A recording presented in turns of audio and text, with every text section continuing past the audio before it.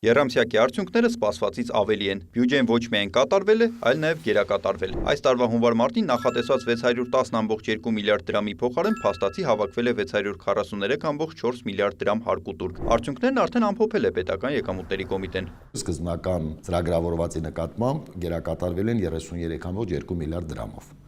կամ 5.4%-ով, իսկ ճշտված վերանայված ցուցանիշի հետ համեմատած 29 միլիարդ դրամով կամ 4.9%-ով, ինչը կարծում եմ պայմանավորված է տնտեսության առաջանցիկ զարգացմամբ, բոլոր ոլորտներում էլ ունենք աճեր, կարծում եմ հիմնականում պատճառը դա է։ 2025-ի նույն ժամանակահատվածի համեմատ աճը կազմել է 13.6%, 2024-ի համեմատ 28.5%, իսկ 2023-ի առաջին եռամսյակից ավելի է 36%-ով։ Տնտեսագետները նշում են, այս միտումը բնական է, հաշվի առնելով տարեսկզբի տնտեսական ակտիվությունը։ Մենք տեսնում ենք, որ տնտեսության մեջ որոշակի ակտիվություն կա եւ այն, որ դա նաեւ զուգորդվում է հարկային եկամուտների աճով, ըստ էության նաեւ ցույց է տալիս, որ հարկվող ոլորտների հարկելի ոլորտների աճ է նկատվում։ Թե հատկապես որ ոլորտներն են ապահովել այս աճը, ներկայացնում է ՊԵԿ նախագահի առաջին տեղակալը։ Օրինակ հանքարդյունաբերության ոլորտում ունենք 25.7 միլիարդ դրամ աճ համեմատած նախորդ տարվա նույն ցուցանիշի հետ։ Ունենք 13.5% կամ 8.3 միլիարդ դրամ աճ մանրածախարևտրի ոլորտում, ունենք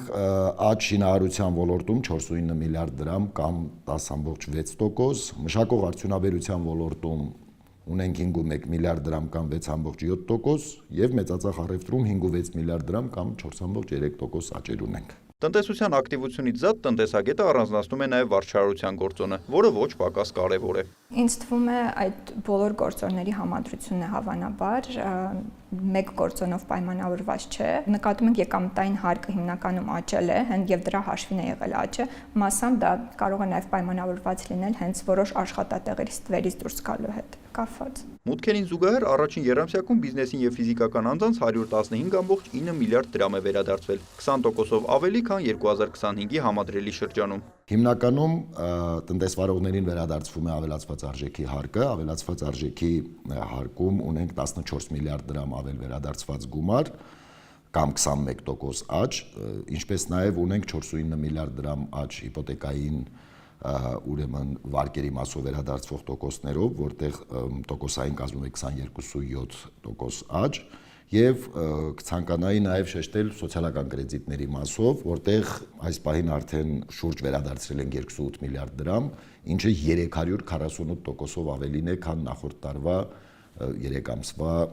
հետ համեմատած։ Իսկ ինչպիսի սպասումներ կան տարվա մյուս հատվածից։ Տնտեսագետները չեն շտապում կանխատեսումներ անել։ ՊԵԿ-ում սպասում են ապրիլի 20-ին, քանի որ շահութահարկի եւ ռոյալթիի հաշվարկները ներկայացվում են մինչեւ այդ օրը։ Բայց ունենք որոշակի արդեն կանխատեսումներ, կարծում ենք, որ ապրիլ ամիսը նույնպես կլինի մեր կանխատեսածի շրջանակներում գուցե մի փոքր ավելին, եւ ապրիլից հետո նոր առավել բարձ կլինի, թե որ ոլորտում ընդհանրապես ինչպես առաջ կգնանք։ Կառավարությունը տարվա համար պլանավորել է 2 տրիլիոն 972.9 միլիարդ դրամ մուտքեր, որի 21.6%-ն արդեն ապահովել է։ Նիկոլայ Ավետիսյան, Հովհաննես Քյոսեյան, լուրեր։